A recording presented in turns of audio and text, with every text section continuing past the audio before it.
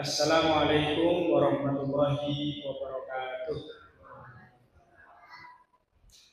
Alhamdulillahirabbil alamin wa bihi nasta'inuhu ala umuri dunya waddin. Asyhadu an la ilaha illallah wahdahu la syarika lah wa asyhadu anna Muhammadan 'abduhu wa rasuluhu la nabiyya ba'dah. Bapak-bapak, ibu-ibu yang kami hormati, siap sedanten Bapak Ibu. Alhamdulillah, nikmat yang kita syukuri pada malam hari ini, Allah Tabaraka wa Ta'ala masih memberikan kita kesehatan, kesempatan, dan Alhamdulillah Bapak Ibu yang kami hormati, pada malam hari ini bisa memanfaatkan kesehatan dan kesempatan yang diberikan Allah untuk beramal soleh. Alhamdulillah. Karena tidak semua Bapak Ibu seperti yang kita lakukan pada kesempatan malam hari ini. Kalau kita tahu malam minggu, Bapak Ibu biasanya pun malam minggu itu saya nopo Bapak Ibu. Jalan-jalan gitu, jalan-jalan, makan bersama keluarga. Alhamdulillah ini kok buatan hujannya pun terang. Bisa untuk jalan-jalan. Tapi alhamdulillah Bapak Ibu bisa menghadiri majelis ilmu di salah satu rumah Allah Subhanahu wa taala. Di mana Rasulullah sallallahu alaihi wasallam menyampaikan, "Man ijtama'a qaumun fi baitin min buyutillah illa nazalat alaihi sakinah wa khafatumul malaikah wa dzakarallahu fi man indah." Jadi ketika kita berkumpul di salah satu rumah dari rumah Allah untuk mempelajari agama, untuk kajian, untuk taklim, maka Allah akan menurunkan rahmatnya kepada kita. Tidak hanya itu, Allah akan menghadirkan malaikat yang mendoakan kita. Tidak hanya itu, Allah akan memberikan ketenangan. Makanya biasanya pun Bapak Ibu kalau pas kajian itu rotok ngantuk-ngantuk siki, liar-liar itu berarti diberi ketenangan oleh Allah. Jadi sakit istirahat. Jadi itulah kenapa majelis ilmu adalah raudhatun min riyadil jannah. Jadi salah satu dari taman-taman surga. Maka Bapak Ibu menika hadir untuk, kalau taman itu biasanya kegiatannya pun nopo Bapak Ibu. Taman ya biasanya istirahat ya. Jadi kita istirahat dari sempitnya dunia. Biasanya pun buatan kajian itu mikir dunia itu buatan itu telasih. Mikir utang, mikir masalah, tidak ada habisnya. Tapi dengan majelis ilmu, hadir di pengajian, kita sedikit beristirahat untuk mengingat akhirat, untuk mengingat Allah Subhanahu wa Ta'ala. Kemudian pada kesempatan malam hari ini, tidak lupa kita bersolawat kepada Nabi kita Muhammad Sallallahu Alaihi Wasallam, yang mana beliau telah mewariskan kepada kita itu ilmu. Innamal anbiya la yuwarithu dinaran wala dirhaman walakin yuwarithu ilman faman akhadha faqad akhadha bihaqqin waqid. Maka kita mengambil manfaat dari warisan Nabi dengan menghadiri majelis-majelis ilmu pada kesempatan kali ini di malam Ahad ini. Kemudian mohon maaf Bapak Ibu, sekedar perkenalan, mungkin baru pertama kali mungkin Bapak Ibu kepanggih kula. Sebetulnya saya niki warga Siwal niki. Namun mriku kapling Siwal mriku mawon. Jadi namun niku deket, cuma tinggalipun buatan teng rumah, tapi tinggalnya di Pondok Aduha. Di Pondok Pesantren Aduha. Panti Asuhan Aduha ingkang wingi asres menika. Jadi di Gentan. Jadi kalau Senin sampai Jumat ngurusi lari-lari teng Pondok Aduha, menawi Sabtu Ahad teng Griya Siwal. Nggih. Jadi ini kemarin tadi sore dihubungi Bu Iva untuk sekedar berbagi mengisi kajian singkat ya teman. Nembe asar mau. Nggih, jadi menawi pas buat enten acara insyaallah saged insyaallah. Maka pada kesempatan kali ini kula saged bersilaturahmi di sini kali Bapak Ibu yang dirahmati Allah untuk sama-sama belajar, berbagi, semoga nanti ada manfaatnya. Allahumma amin. Bapak Ibu yang kami hormati, pada kesempatan kali ini temanya pun ya ringan-ringan mawon, ya ringan-ringan mawon, ya sakit mugi-mugi sakit pengingat mawon, ya. Bapak Ibu yang dirahmati Allah Subhanahu Wa Taala, kalau misalnya Bapak Ibu saat ini punya rumah satu, niku pengen punya rumah dua, betul? Pengen ya? Apa saat ini gadah sepeda motor satu, pengen tumbas melih mboten nek enten rezeki. Pengen. Apa saat ini gadah griya tunggal, punya rumah satu, misalnya dapat uangnya kan pengen tumbas rumah baru betul? Pengen ya. Urusan dunia itu kita selalu ingin yang lebih baik, bahkan ingin yang terbaik. Itu dalam urusan dunia dan itu manusiawi. Saat ini misalnya kita punya motor misalnya merek X ngeten mawon. Motore kok pun kita mboten tren ngeten terus pengen sing lebih gede misalnya. Motor nopo yang gede, merek nopo. Jadi pengen motor yang lebih bagus, pengen kendaraan yang lebih bagus. Tapi menawi garwa istilah boten pengen sing lebih. Jadi kita itu dalam urusan dunia ingin apa yang kita miliki itu lebih baik, bahkan kita ingin yang terbaik. Itu dalam urusan dunia. Maka Bapak Ibu, kalau di tradisi orang Cina itu biasanya orang yang terbaik orang yang hebat itu orang yang memiliki 3 hal. Niku tiang Cina mereka. Cina niku pertama niku sio. Jadi nek tiang Cina niku sio niku umur panjang. Jadi siapa saja yang memiliki umur yang panjang, maka menurut orang Cina itu adalah orang yang terbaik, orang hebat. Berarti umurnya atas 90 tahun, atas 100 tahun, berarti itu hebat. Itu kalau orang Cina sio. Yang kedua punya filsafat namanya Silencio, namanya Hok. Hok niku harta yang banyak. Jadi menurut orang Cina, orang yang terbaik, orang yang hebat, orang yang mulia, itu orang yang punya harta yang banyak.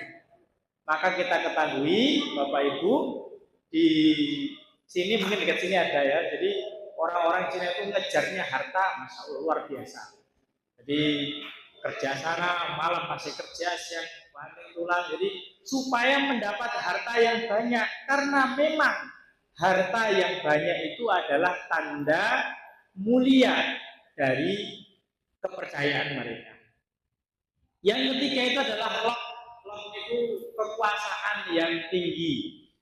Jadi orang-orang Cina ini punya pendapat bahwa orang yang berkualitas, orang yang baik, orang yang hebat itu adalah orang-orang yang memiliki kekuasaan. Semakin tinggi kekuasaan, maka semakin mulia di hadapan orang lain. Itu menurut orang Cina. Lain orang Cina, lain orang Amerika. Menawi orang Amerika, mereka punya pendapat 3P.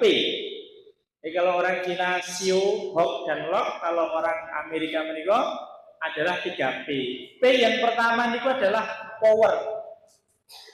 Jadi siapa saja yang punya power, yang punya kekuatan, yang punya pengaruh, maka itu adalah orang yang mulia, orang yang hebat, orang yang luar biasa. Yang kedua, P yang kedua, position. Orang yang memiliki posisi yang tinggi. Jadi kalau misalnya sama dengan orang Cina tadi, misalnya orang Amerika punya jabatan direktur, nopo komisaris, nopo misalnya pimpinan satu perusahaan, itu berarti dia mulia. Yang ketiga adalah properti. Jadi orang yang punya aset yang banyak, punya rumah yang banyak, punya harta yang banyak, itu maka dia orang yang mulia, orang yang hebat. Lain di Amerika, lain di Indonesia, Bapak Ibu. Bapak Ibu yang kami hormati, jamaah yang dimuliakan Allah Subhanahu wa taala. Kalau orang Indonesia, kita kenal istilah apa Bapak Ibu?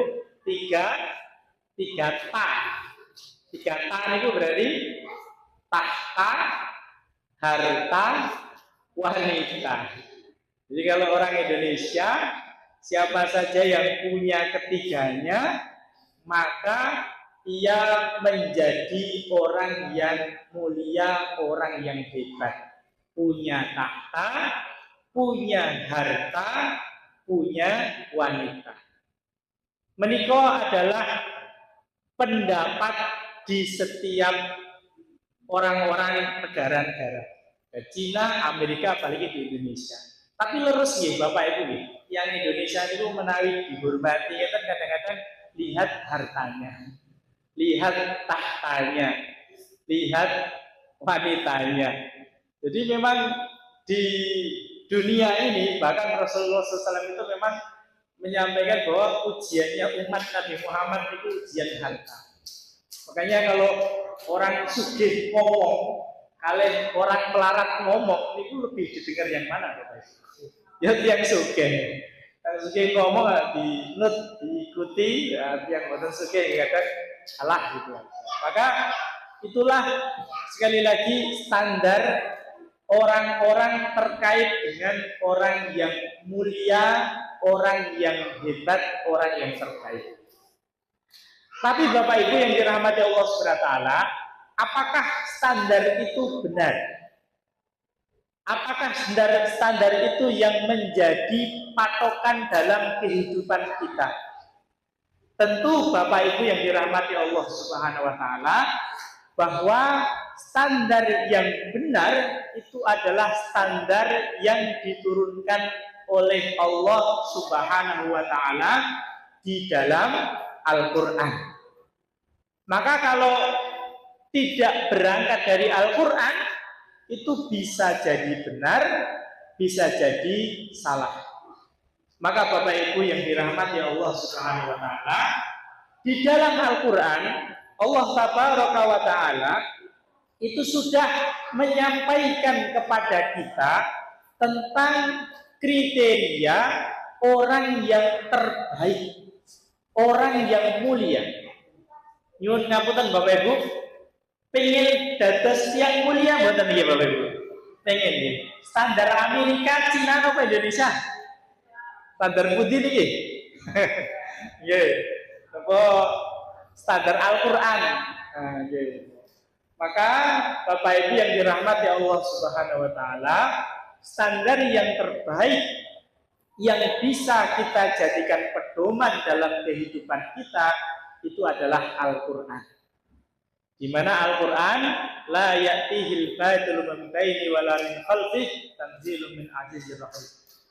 Allah Tabaraka wa taala menurunkan Al-Qur'an itu sebagai petunjuk bagi manusia, pedoman bagi manusia.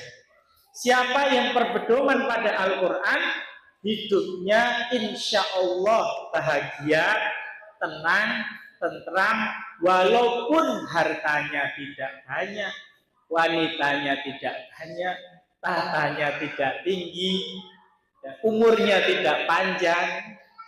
posisinya tidak jabatan tinggi, tetapi kalau berpedoman pada Al-Quran, insya Allah Allah akan memberikan ketenangan, kebahagiaan, ketenteraman. Insya Allah, karena memang janji Allah Subhanahu wa Ta'ala, siapa yang menjadikan Al-Quran sebagai pedoman, lan tadillu fihi abadan, insya Allah tidak akan tersesat selama-lamanya. Maka kalau tadi Bapak Ibu yang dirahmati Allah Subhanahu wa Ta'ala, kita sudah mengetahui standar-standar di negara-negara Cina, Amerika, dan khususnya di Indonesia, maka bagaimanakah kemudian standar di dalam Al-Quran menilai seseorang yang dikatakan baik, dikatakan hebat, dikatakan luar biasa? Kalau misalnya di dalam bahasa Arab ini cuma ada dua pembagian, baik dan terbaik. Jadi kalau nggak jadi baik, berarti terbaik. Maka Allah Tabaraka wa Ta'ala menjelaskan dalam beberapa ayatnya menggunakan kata terbaik. Apa saja itu Bapak Ibu yang dirahmati Allah Subhanahu wa Ta'ala? Kriteria orang yang terbaik menurut Allah Tabaraka wa Ta'ala, yang pertama tercantum di dalam surat At-Tin ayat 4. Insya Allah hafal Bapak Ibu. Laqad khalaqnal insana fi ahsani taqwim. Allah Subhanahu wa Ta'ala menyebutkan bahwa Allah sudah menciptakan manusia itu dalam ahsani taqwim, dalam bentuk yang terbaik. Kalau dibanding makhluk Allah yang lain, ampunten Bapak Ibu, manusia yang paling jelek, kalih, ampunten nggih, kera yang paling tampan, niku kira-kira bagus pundi? Ya, tetap manusia itu adalah Allah ciptakan ahsani taqwim, sebaik-baik bentuk. Maka ketika orang ingin menjadi yang terbaik, maka yang pertama menurut standar Al-Quran adalah berpenampilan yang baik. Maka penampilan yang terbaik ini Bapak Ibu itu bisa dari pakaian. Maka biasanya pun Bapak Ibu menawi ke masjid, ngeten niku kan disunahkan untuk memakai pakaian yang terbaik. Kenapa? Karena akan menyembah Allah Subhanahu wa Ta'ala. Beda ketika misalnya orang pengen pergi ke sawah misalnya. Maka Allah Subhanahu wa Ta'ala mengingatkan kita, jika ingin menjadi pribadi yang terbaik, maka yang perlu diperbaiki adalah ahsani taqwimnya. Jadi penampilannya, khususnya misalnya yang kelihatan dohir, misalnya pakaian, atau misalnya sikap tubuh, ataupun yang lainnya. Tapi kemudian apakah hanya penampilan saja yang bisa menjadikan kita itu adalah makhluk yang terbaik? Ternyata tidak, Bapak Ibu. Tidak berhenti pada At-Tin ayat 4, tapi kemudian berlanjut pada surat Al-Fussilat ayat 33. Di mana dalam surat Al-Fussilat ayat 33 itu Allah berfirman, "Wa man ahsanu qawlan mimman da'a ila Allahi wa 'amila shalihan wa qala innani minal muslimin." Maka dalam ayat itu Allah Subhanahu wa Ta'ala berfirman, apakah ada yang lebih baik atau yang terbaik perkataannya dari orang-orang yang menyeru kepada Islam dan mengatakan sesungguhnya aku adalah orang-orang yang berserah diri. Maka standar ini dijelaskan kemudian bahwa ketika orang ingin menjadi yang terbaik, maka dia adalah ahsanu qaulan. Dia mengucapkan, mengatakan kata-kata yang terbaik. Maka seseorang itu dilihat dari omongannya, dilihat dari pembicaraannya. Maka ketika pembicaraannya itu baik, apa yang keluar dari mulutnya itu baik, bisa jadi itu sebagai tanda bahwa di dalam dirinya itu juga memiliki hal yang baik. Dalam hadis Rasulullah Shallallahu Alaihi Wasallam bersabda, "Man kana yu'minu billahi wal yaumil akhir, falyakul khairan aw liyasmut."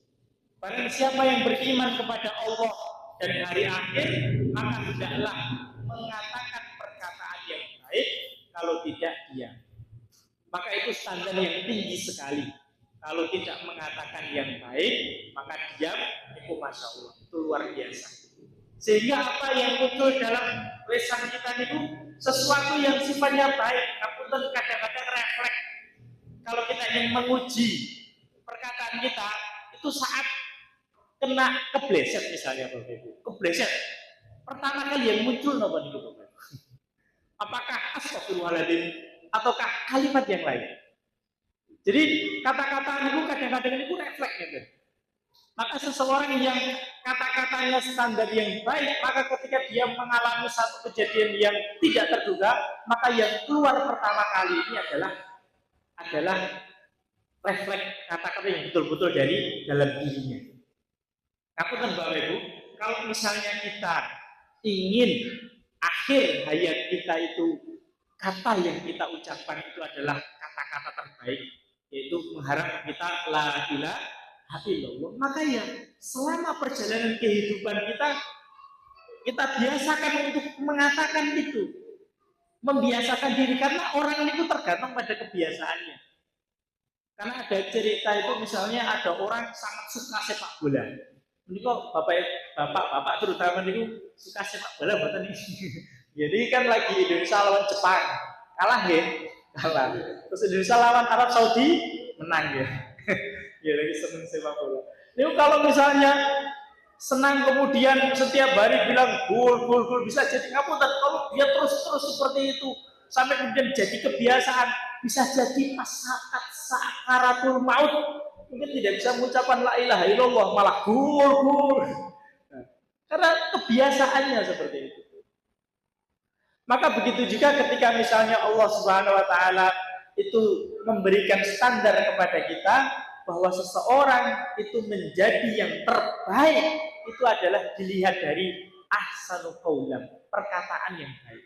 Nah, perkataan yang baik itu kalau betul-betul muncul dari dirinya, itu adalah karena sikap yang baik. Maka kita bisa lihat Rasulullah Shallallahu Alaihi Wasallam itu, masya Allah sikapnya, masya Allah perkataannya. Dan juga para ulama, memang ada di dalam bagian dari manusia itu golongan munafik. Di mana golongan munafik menikah, apa yang diucapkan itu berbeda dengan apa yang ada di dalam hati. Tapi pada umumnya sebagaimana botol menikah kalau di dalamnya itu air putih yang jernih, maka ketika dikeluarkan, maka ya yang keluar adalah air putih yang jernih.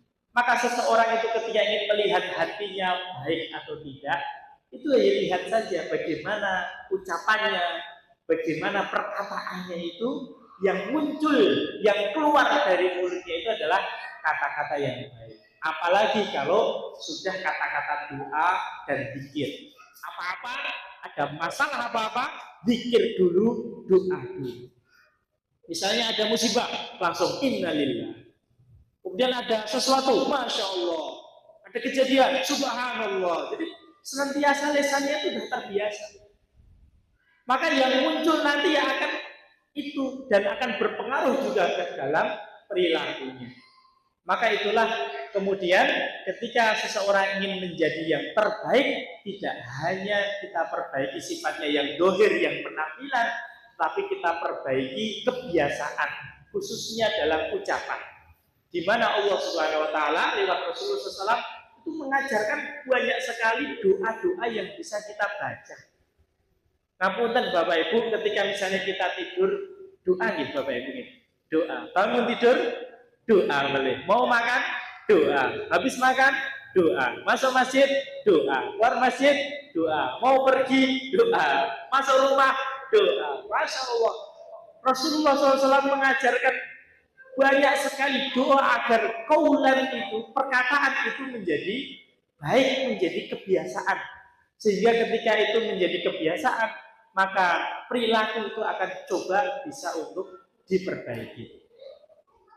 Bapak Ibu yang dirahmati Allah Subhanahu wa taala, apakah kemudian sebatas menjadi orang yang baik atau hamba Allah yang baik itu hanya penampilan dan perkataan? Tentu kurang, Bapak Ibu. Ada satu lagi, yaitu surat Al-Mulk ayat 2. Alladzi khalaqal mauta wal hayata liyabluwakum ayyukum ahsanu amala wa huwal azizul ghafur. Dialah Allah yang telah menciptakan kehidupan dan kematian dan menguji kamu, untuk menguji kamu ahsanu amala, untuk menguji kamu siapa yang memiliki amal terbaik. Dan dialah Allah yang Maha Perkasa lagi Maha Pengampun. Maka standar hamba Allah yang terbaik selain penampilan dan ucapan selanjutnya adalah amal yang berkualitas.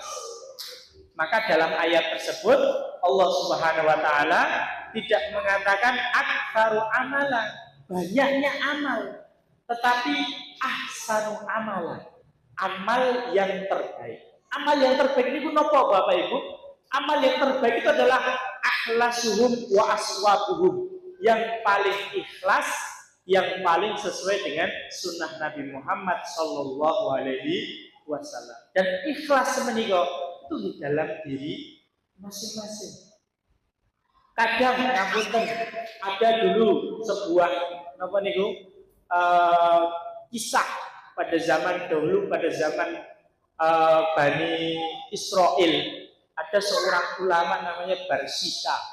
Barsisa niku ibadah kepada Allah niku sudah 70 tahun berada di tempat ibadahnya itu. Tetapi kemudian dalam kisah ini, selama 70 tahun ia beribadah itu, bisa jadi karena di dalam jiwanya itu keikhlasannya tidak tinggi begitu, maka kemudian diuji oleh iblis atau setan, kemudian menyamar sebagai seorang perempuan. Perempuan itu kemudian menggoda, ya. Barsisa ini sampai kemudian terjadi perzinahan, maka amalnya yang 70 tahun itu menjadi terhapus. Lain halnya dengan, mungkin Bapak Ibu pernah dengar cerita seorang perempuan nakal yang masuk surga diampuni dosanya itu karena memberi minum seekor anjing. Pernah mungkin Bapak Ibu dengar cerita ini? Ini hadis ini, cerita Rasulullah SAW. Ketika itu ada seorang perempuan melakukan perjalanan, kemudian waktu itu ada seekor anjing yang merasa kehausan. Kemudian itu ada sumur yang sudah dia terpakai, maka perempuan itu rela untuk turun ke sumur itu, kemudian mengambil sepatunya, mengambil air dan menggigit dengan mulutnya itu, kemudian naik ke atas dan meminumkan air, dan dia lakukan itu dengan ikhlas kepada Allah. Maka qadarullah, perempuan ini diampuni dosanya. Atau misalnya Bapak Ibu pernah dengar cerita orang yang membunuh 99 orang. Mungkin pernah dengar Bapak Ibu ceritanya. 90 sudah membunuh 99 orang, kemudian dinasihati, tanya sama seorang ulama pada masa itu, pendeta pada itu, nah saya diampuni Allah enggak dosa saya ini? Ulama itu bilang, enggak mungkin, dosamu udah besar, 99 orang sudah kamu bunuh. Wah, sekalian yang ini dibunuh sekalian. Wah, berarti hidup 100. Wah, dosanya udah besar sekali, bunuh 100 orang. Lalu kemudian dia konsultasi dengan ulama yang benar dan mengatakan, kalau kamu ingin tobat, silahkan melakukan perjalanan ke arah tempat yang baik di sana. Nah, bertobatlah di sana, bisa jadi Allah akan mengampuni. Maka kemudian orang ini berangkat ke sana, belum sampai tempatnya sudah meninggal. Tapi mungkin karena niatnya yang ikhlas tadi kepada Allah Subhanahu wa taala, dosanya yang 100 bunuh 100 orang itu diampuni. Maka niat ini adalah amal yang terbaik itu adalah amal yang paling ikhlas yang kita lakukan, bukan yang paling banyak. Makanya Bapak Ibu dalam Islam niku kita itu sebetulnya, mohon maaf, itu kita cuma minta berharap satu amal kita itu diterima Allah, insya Allah sudah bisa menyelamatkan kita. Tapi kita nggak tahu amal kita itu diterima Allah apa tidak, ini belum tahu. Maka sholat kita, puasa kita, zakat kita itu kan kita berharap ya Allah terimalah, terimalah. Tapi bisa jadi mungkin amalan kecil yang kita lakukan, misalnya saat ini ada yang bagikan minum, atau misalnya menyiapkan apa ya, tikar untuk kajian, itu bisa jadi kalau itu memang niatnya betul-betul ikhlas karena Allah, bisa jadi itu adalah amal yang diterima oleh Allah Subhanahu wa taala. Kemudian selain itu juga memang dalam beribadah menikah itu Allah Subhanahu wa taala menurunkan aturan, menurunkan SOP, menurunkan cara yang dicontohkan oleh Rasulullah Sallallahu Alaihi Wasallam. Maka dalam hal ibadah mahdhah menikah harus jelas aturannya menurut sunnah Nabi Muhammad Sallallahu Alaihi Wasallam. Sedangkan untuk ghairu mahdhah sifatnya fleksibel, yang penting semua yang kita lakukan untuk Allah, mencari ridha Allah, maka itu adalah terhitung ibadah kepada Allah Subhanahu wa taala. Maka kalau menawi kula teng panti asuhan Bapak Ibu teng Aduham menika niku nggih sinten mawon ingkang sedekah niku nggih macam-macam, yang sedekah niku. Wonten sing yang sedekah niku nggih difoto riyin. Yang sedekah niku nggih, Mas foto nggih kali anak-anak foto. Enggak tahu diapot foto. Iki bantuan segini, nanti anak-anak minta foto bareng-bareng, gitu. Nanti terus bilang terima kasih sama Mbak. Ada yang datang di berudang, ini Mas, ada terimanya Pak, betul sah. Macam-macam. Ada yang pulang ini nggih, nanti kapusan ya ternyata ibu-ibu, biasanya ibu-ibu ini kan betul bronjong ya kan dari pasar kalau gitu. Dan datang ke situ tuh saya kira mau minta-minta karena posisinya gitu, kayak penampilannya gitu, nopo kayak orang minta-minta gitu. Nah, tapi kemudian sampai di situ tiba-tiba bronjongnya diturunkan gitu, Mas, niki wonten sayur kali tahu tempe kembali lagi.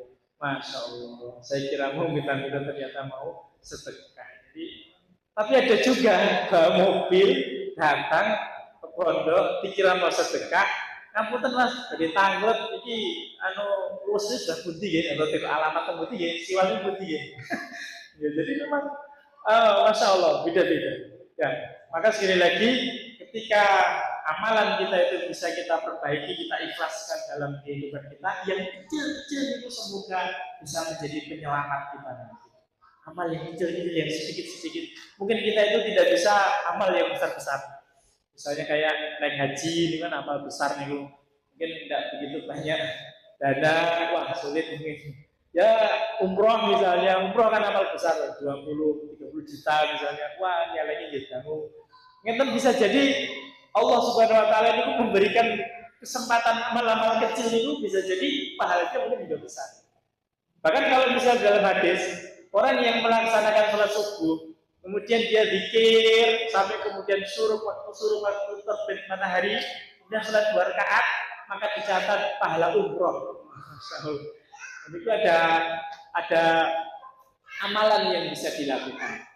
Maka dalam kehidupan kita ini, tugas kita adalah mengumpulkan bekal sebanyak-banyaknya, mengumpulkan amal soleh sebanyak-banyaknya, dan amal soleh yang diterima itu syaratnya adalah ikhlas dan juga menurut sunnah Nabi Muhammad Sallallahu Alaihi Wasallam.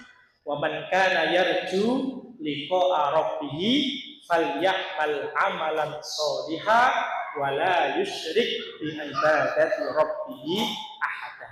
Dalam surat Al-Kahfi Allah mengingatkan kita bahwa siapa yang ingin bertemu Allah, siapa yang ingin berjumpa Allah besok di akhirat, maka hendaklah dia itu beramal soleh, mengumpulkan amal yang banyak supaya amal itu cukup untuk perjalanan di akhirat yang panjang sampai kemudian bertemu dengan Allah Subhanahu wa taala. Dan amal yang cukup niku dikatakan dalam surat Al-Mulk ayat 2 tadi itu adalah ahsanul amalan. amal yang terbaik, bukan amal yang banyak, tapi amal yang terbaik, yang bisa paling ikhlas, yang bisa paling menurut sunnah, maka itu semoga amal yang bisa diterima untuk bekal kita di akhirat kelak. Maka Bapak Ibu yang dirahmati Allah Subhanahu wa taala, perjalanan itu panjang. Jadi kalau misalnya Bapak Ibu pergi ke Jogja sama pergi ke Jakarta, itu bekale kata pundi? Katakan Jakarta. Nah, maka ketika kita itu mengetahui bahwa amal yang nanti menjadi bekal kita itu untuk perjalanan yang panjang, maka ketika Allah memberikan kesempatan bagi kita, marilah kita manfaatkan dengan sebaik-baiknya. Kita ingin menjadi hamba Allah yang terbaik. Kita ingin menjadi hamba Allah yang dilihat Allah Subhanahu wa taala adalah kita itu betul-betul dinilai Allah itu menjadi makhluknya, menjadi hambanya yang taat, yang baik, yang nanti dipersilahkan untuk menghuni surga sebagai tanda Allah ridho dengan kita. Maka Bapak Ibu yang dirahmati Allah Subhanahu wa taala, ketiga standar tadi untuk menjadikan kita baik, marilah sebagai pengingat diri pribadi dan juga jamaah yang dimuliakan Allah untuk senantiasa kita perbaiki sedikit demi sedikit. Yang pertama adalah ahsani taqwim, memperbaiki penampilan kita. Kemudian ahsanu qaulan, memperbaiki perkataan kita. Yang selanjutnya adalah ahsanu amala, memperbaiki amal soleh kita.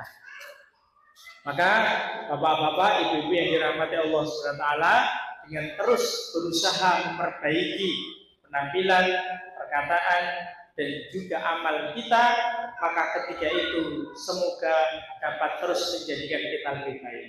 Kalau tadi kita untuk urusan dunia saja kita ingin yang lebih baik, lebih baik, lebih baik, lebih baik, maka begitu juga untuk amalan akhirat kita ingin yang lebih baik, lebih baik, lebih baik, agar tujuan kita tidak hanya sukses di dunia, tetapi juga bisa mencapai sukses di akhirat.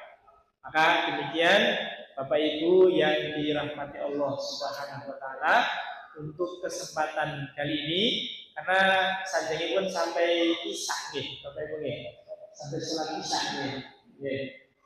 Nah, kemudian Sufyan bin Uyainah, Imam Ahmad bin Hambal itu sebetulnya pernah ditanya bagaimana supaya perkataan, amalan, dan semuanya itu bisa baik, bisa menjadi terbaik. Maka Imam Ahmad bin Hambal itu mengatakan bahwa tahanlah nafsumu. Jadi masuk surga itu sebetulnya dua langkah. Yang pertama adalah langkah tahan nafsumu, yang kedua adalah masuk ke surga. Maka untuk bisa berpenampilan baik, berkata baik, kemudian melakukan amal yang terbaik, yang berat untuk dilakukan adalah wanahan nafsa anil hawa. Jadi menahan nafsu untuk melakukan sesuatu yang kurang baik. Karena memang kalau misalnya dalam kehidupan kita, misalnya dalam penampilan mawon, niki dandan teng kondangan, kali dandan teng masjid, niku lebih diusahakan yang mana nih? Kadang-kadang dandan teng kondangan itu lebih tenanin daripada datang ke masjid.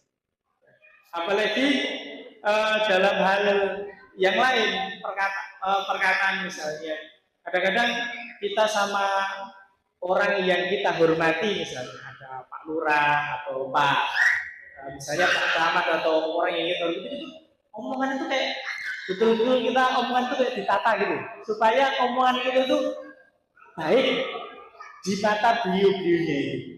Tapi kadang ngapunten, saat kita berdoa kepada Allah atau saat kita sholat misalnya, bukan sholat jamaah, mungkin sholat sendiri, itu kadang-kadang kita ingin sholatnya itu cepet-cepet, atau kadang doa kita itu adalah doa yang cepat terus seperti doa. Bismillahirrahmanirrahim. Amin.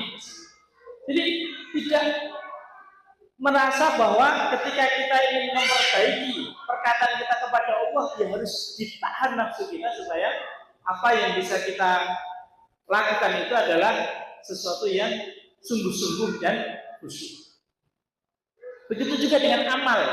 Kalau kita bekerja untuk bos kita, misalnya ada yang karyawan di sini, bos itu bekerja di target bosnya misalnya gaji, maka orang kalau kerja seperti ini bonusnya begini. Nah, kita akan kerja semaksimal mungkin. Bagaimana supaya dapat bonus? Dipandang bos kita sebagai orang yang kerjanya baik, mungkin dapat penghargaan begitu. Tapi kemudian ketika Allah SWT memberikan tugas kita beribadah di dunia ini, khususnya kadang sholat, kadang tugas-tugas ibadah yang diberikan Allah, kadang kita laksanakan, kadang-kadang kurang maksimal sebagaimana kita lakukan untuk bos kita. Maka Bapak Ibu yang dirahmati Allah SWT, semoga kita semua tidak digolongkan golongan yang demikian, tetapi kita digolongkan kepada orang-orang yang terus memperbaiki diri dalam rangka meningkatkan diri kepada Allah Subhanahu wa taala. Semoga jamaah yang dimuliakan Allah, jamaah masjid menika semuanya diberikan Allah menjadi pribadi yang terbaik, pribadi yang memiliki standar Al-Quran, penampilannya terbaik di mata Allah, perkataannya terbaik di mata Allah, dan amalnya terbaik di mata Allah Subhanahu wa Ta'ala. Demikian Bapak Ibu, sedikit yang bisa kami sampaikan sebagai mungkin pengganti, karena Ustaznya mungkin berhalangan sebagai pengganti. Semoga sedikit ini bisa bermanfaat bagi kami pribadi dan juga jamaah yang dimuliakan Allah Subhanahu wa taala.